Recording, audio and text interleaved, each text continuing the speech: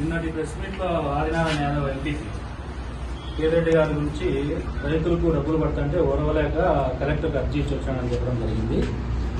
రైతులకు లబ్ధి పొందుతుంటే కేరెడ్డి గారు రైతులు పక్షపాతే, రైతులకు ఎప్పుడు డబ్బులు అందకూడదు ఇంకోటి కాదు.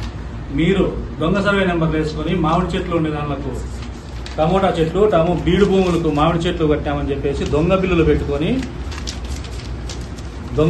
పెట్టుకొని దొంగల అకౌంట్లోకి వేసుకొని మీరు దాంట్లో సగభాగం తీసుకొని చేసిన దాని గురించి మాత్రమే కంప్లైంట్ ఇవ్వడం జరిగింది. కేతిరెడ్డి రైతులకు మేలు జరుగుతుందంటే కేతిరెడ్డి అన్న గారు ఎప్పుడు ముందుంటారు. అటువంటిది కేతిరెడ్డి అన్నకు రైతులకు మంచి జరుగుతుందంటే కేతిరెడ్డి అన్న ఓరవలేక కలెక్టర్ ఇచ్చానని చెప్పడం సంబంధించిన కాదు. మీరు మాట్లాడేది ముమ్మాడికి తప్పు. మీరు రికార్డెడ్ గా మీరు ఏదైనా కానీ రికార్డెడ్ గా పెట్టుకొని మాట్లాడండి.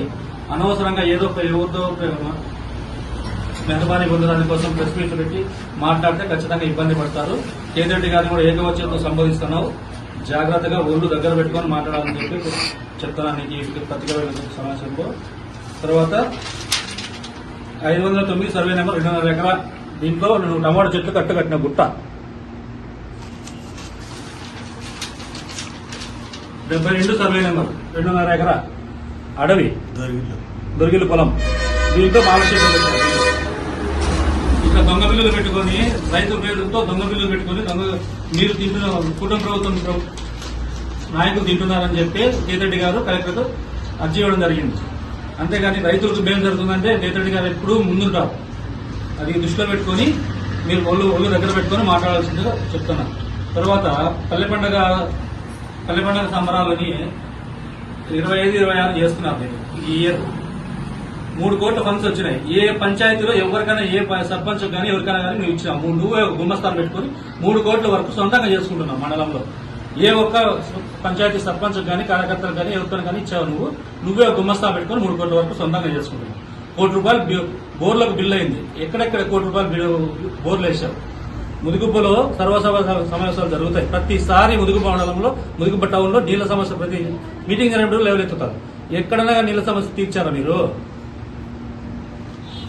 వీరనారాయణ పరసకు 40 లక్షల హాల్ వచ్చిందంటారు స్వామికి. మంచిదే, సంతోషమే. అదే కాకుండా వీరనారాయణ పరసకు సంబంధించిన ఖర్చులు ఒకసారి ప్రెస్ మీట్ పెట్టో లేకపోతే ప్రజలు పంచాయతీ సర్పంచ్ మీ పెద్ద మనుషులు కూర్చోబెట్టి ఒకసారి ఖర్చులు కూడా మాట్లాడితే బాగుంటుంది. హాస్పిటల్ 129 లక్షలు వచ్చిందని చెప్పి సంకలు పెట్టుకున్నారు. మనకన్నా 25% తక్కువ ఉన్నారు. ఓడిసి నల్లవాడలో 30 పడకల ఆసుపత్రులు ఉన్నాయి.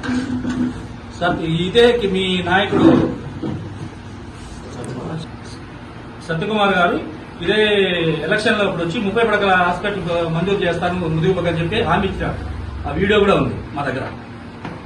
అది 30 పడకల హాస్పిటల్ ఎత్తిపెట్టేసి ₹1,49,000 శాంక్షన్ చేయించుకుని సంబరాలు చేసుకుని మీరేది చేసుకుని మనకన్నా 25% తక్కువ నల్లవాడ ఓడిసిలో 30 పడకల హాస్పిటల్ ఉంది. ఇప్పుడు ముదిగుప పరిస్థితి ఏముంది? దాని గురించి ఆలోచన చేయకుండా 49 శాంక్షన్ చేసుకున్నామని సంకలు కొట్టుకుంటారు. సైకిల్ పంపిణీ చేస్తే సొంత ఖర్చు సైకిల్ పంపిణీ చేస్తే ఓర్వలేక ఇది చేస్తున్నాడు. సైకిల్ పంపిణీ చేసిన దానికి మాకేం ఇబ్బంది లేదు. కాకపోతే 6 లక్షల మందికి రాష్ట్ర వ్యాప్తంగా 6 లక్షల అమ్మఒడి లబ్ధిదారులకు అందలేదు. దాని గురించి ఆలోచించారు. ఇదే మన సచివాలయం ముదిగుప్ప సచివాలయం 3 లేక పోదన్నాడు.